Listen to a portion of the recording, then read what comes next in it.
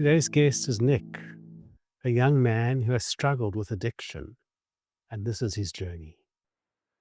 I'd love you to share a bit more about who you are, your story, and then let's take it a bit deeper from there. Yeah, so where do I begin? Originally from Johannesburg, but I moved to Cape Town in 2020. Part of my journey is I have been sober for going on 9 years from drugs and alcohol, and that, of course, caused a lot of damage in my life. And I had all the friends that I had around me at the time were big, heavy drinkers as well. And, I didn't classify myself as an alcoholic or anything because of the fact that everyone else drank and I didn't drink every day. So people are like, oh, you're not an alcoholic, you don't drink every day. But in actual fact, when I drank, I drank. I drank to, get obliterated and land up in another dimension, and completely, destroyed myself, landing up not knowing where I was. And, that landed me up in rehab over Christmas of 2015. And, I've been sober ever since, but that has come with its own challenges as well. What was the emotional need that was driving drinking? That lack of self-worth and that lack of self-love from when I was growing up. That's why I was saying it came down to when I was growing up, feeling whether it was irrational or irrational. Like I just obviously didn't feel safe when I grew up. I grew up in a fortunate home, but, who could have had everything I needed, but I didn't feel safe. So therefore that was my self-worth was really low because I didn't get the validation I needed from my dad. I got bullied at school, and I went to an all-boys school and I got bullied quite badly. And then that led into the drinking because, I've always felt disconnected from everyone else. I never felt like I could connect and understand anyone else. But when I started drinking, I could obviously relax, and I felt confident and funny. And that's where I felt like I could connect with people because I'm like, hey, we're having something in common. Let's get drunk. So what I'm hearing you saying is at some level, the alcohol reduced your barrier. And that barrier there was initially to protect you, because I'm being bullied, and so I need to be careful. I need to be careful. I need to be the outsider because I don't trust being the insider. But the moment I began drinking, my barrier began to disarm itself so that I could connect. It was an anesthetizing barrier.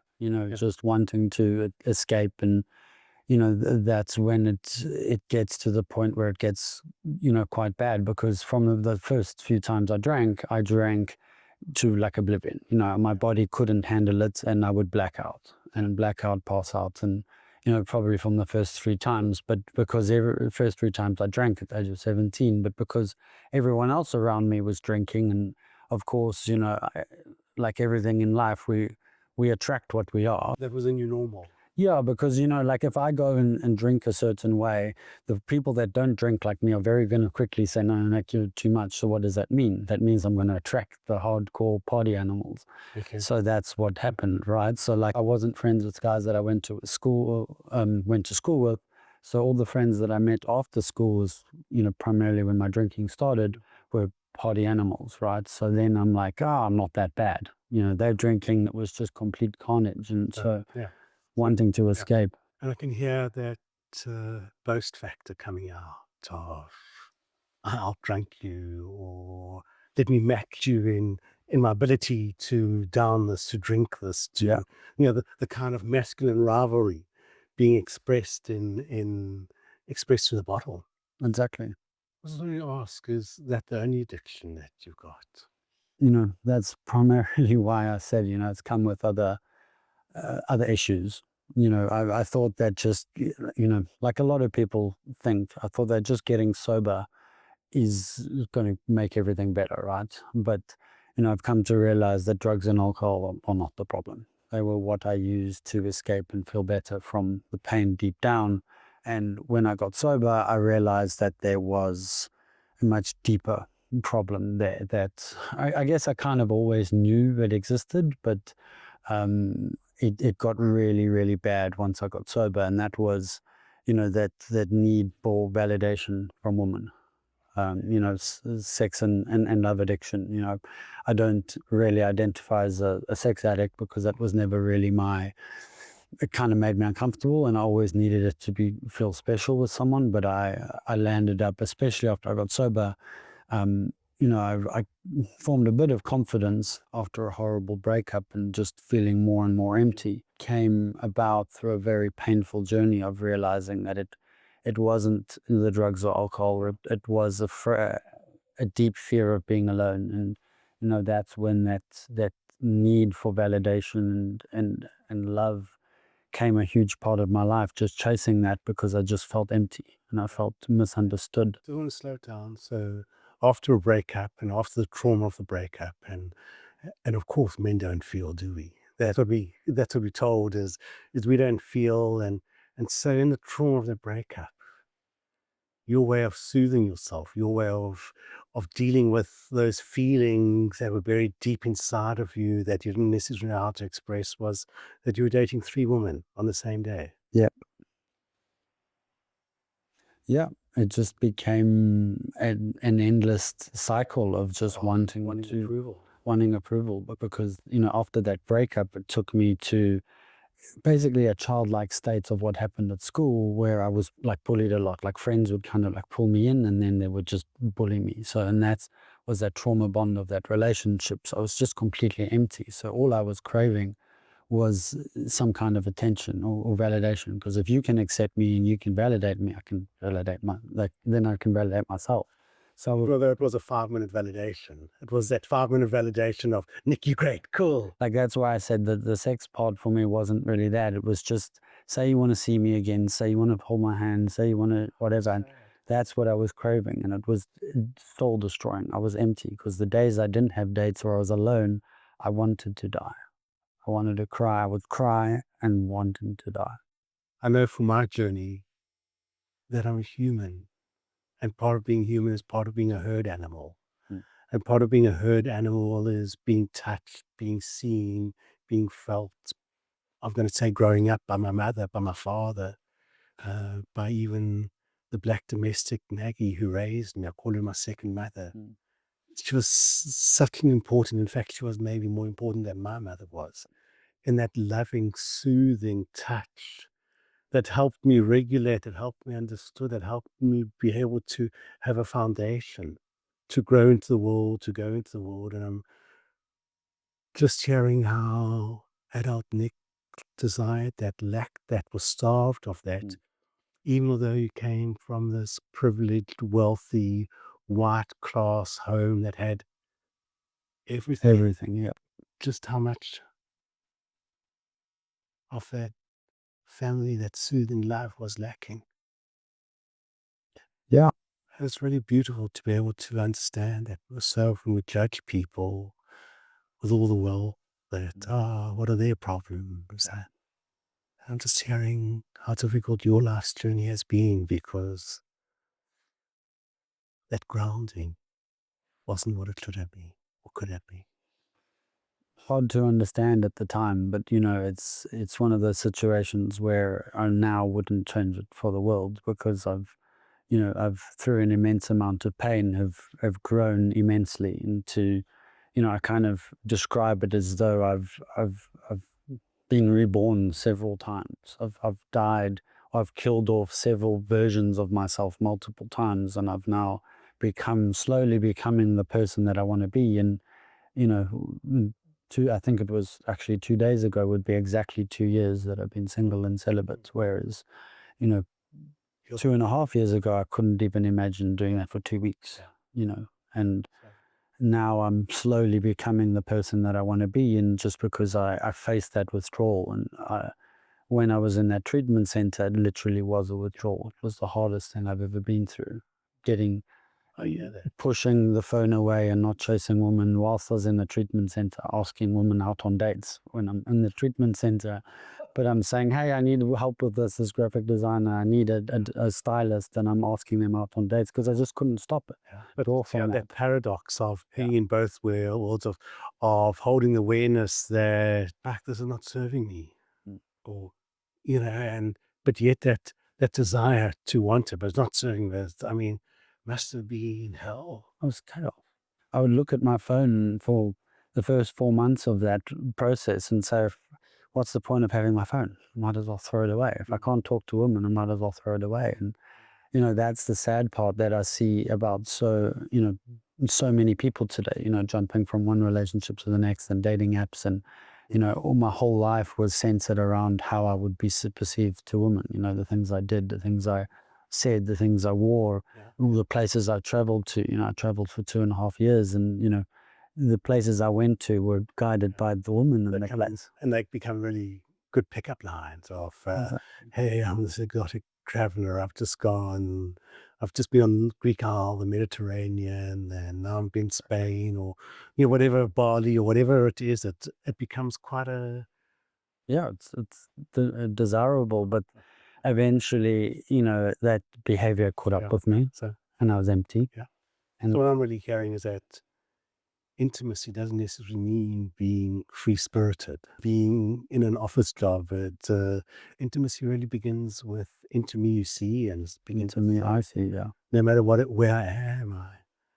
If I can't be intimate with me, it doesn't matter if this exotic tourist traveler. exactly. And that's all I was doing at the time was just, like running away, and until I got to the point where I went through the withdrawals of that, because it was, and then I was able to do things for me. And so I'd love you to begin to share your journey of connection to self, and Sure. connection to other in a more meaningful, deeper way. What did that feel like? What did that look like? It was really like a long process to Oh, understand myself enough to know why I'm doing these things, because of course, even in my first 4 years of recovery, I still struggled with friendships. I got bullied a lot. I didn't trust people, and it was really difficult for me to can I do a bit of go an through. experiment? Of course. So I'm wanting to just connect with you. What happens when you connected? Well, now it's a very different thing, or sensation to what it used to be. So what is it now? And Now it's calmness. Now it's an understanding. Now it's safety, whereas before it was the opposite. what I'm really hearing is just how scary connection was. That you wanted to connect and you sabotaged connection. You wanted to connect and you lied about connection, and you were truthful about the lie, the mistrust that I did, and then expecting me to say, "Oh, I forgive you because you're honest, because you're trustworthy," and just how chaotic that is.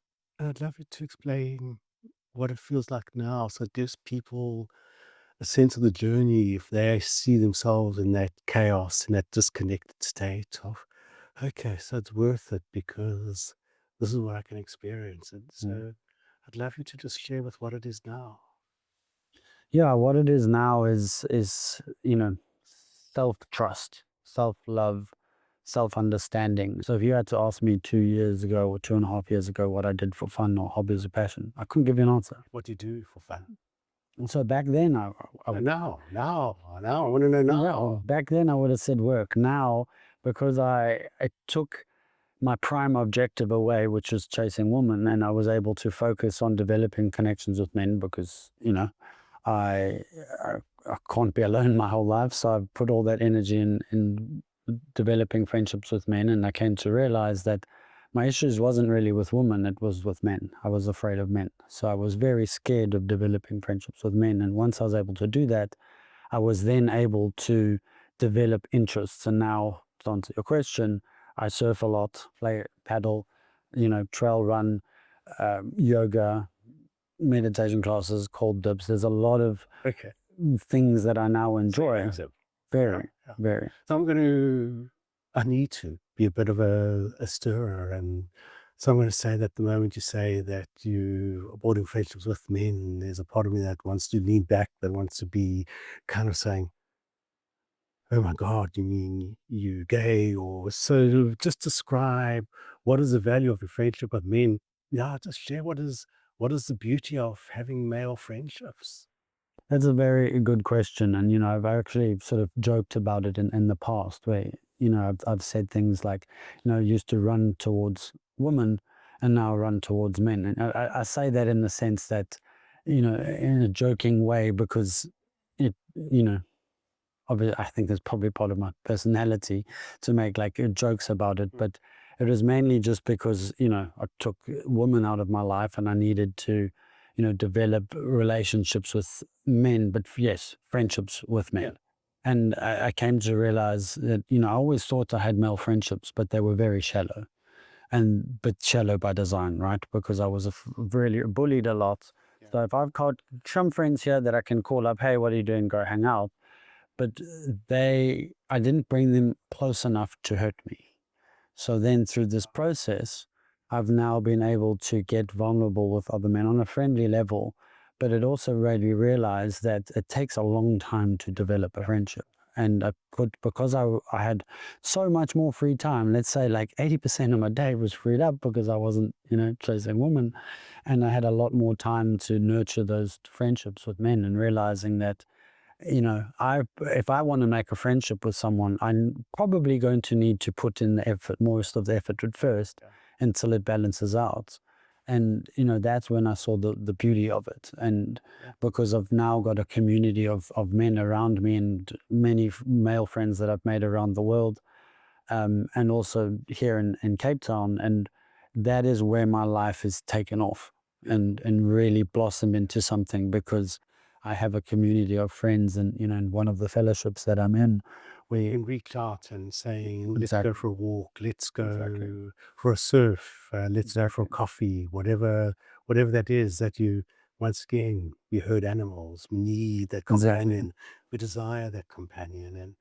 And for me, the beauty about having friendships with men is that it eases a sexual expectation.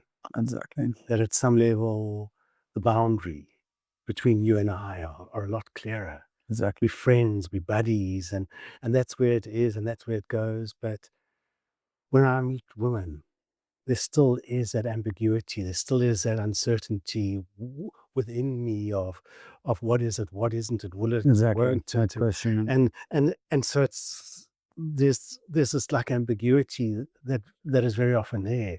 That's what I enjoy is with friendships with men. There's this clarity of Nick, we buddies. That's it. We buddies. That's it. I'm just wanting to take a deep breath in, 1 or 2 deep breaths in.